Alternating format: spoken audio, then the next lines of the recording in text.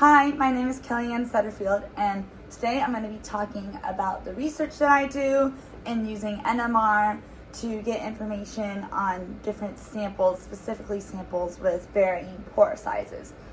In my research, I use nuclear magnetic resonance, or NMR, and you might be wondering what that is. Essentially, if you've ever gotten an MRI or known someone that's gotten an MRI, like seen here in a hospital, you've had NMR done on you. It's the same technique. It's used by a lot of scientists to get chemical information about a system, specifically molecular structure and molecular dynamics of a system, which is very important. In my lab, we use a single-sided magnet.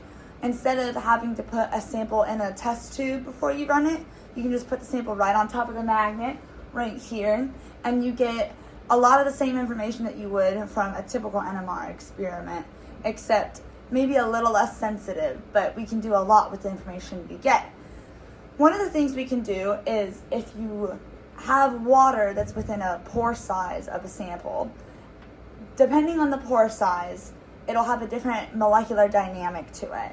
So by using that fact, we can measure different samples with different pore sizes on our magnet and group them by pore size, or just find out information about the pores in general. Areas where this is very useful is archaeology and geology.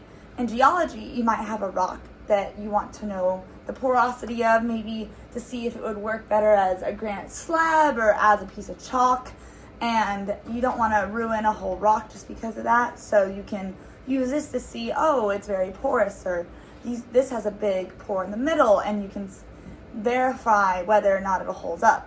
It's also used on a larger scale to look at underground, underwater systems in the earth, but that's not what we'd be doing because our magnet is a lot smaller. It just has those applications.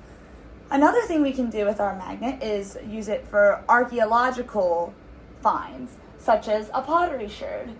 These pottery sherds can be found all over, especially in an area like this with Jamestown and Colonial Williamsburg.